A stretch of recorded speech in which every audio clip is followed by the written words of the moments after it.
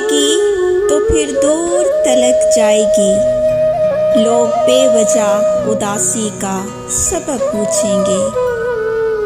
ये भी पूछेंगे कि तुम इतनी परेशान क्यों हो।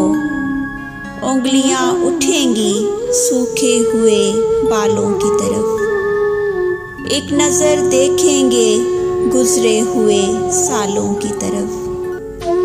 चूड़ियों पर भी कई तंज किए जाएंगे।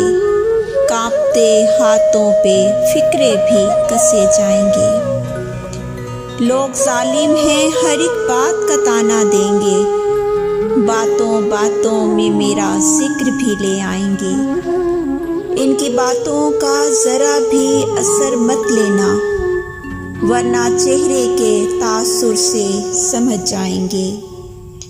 चाहे कुछ भी हो सवालात न करना उनसे, मेरे बारे में कोई बात न करना उनसे।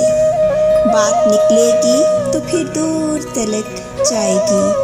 लोग बेवजह उदासी का सबब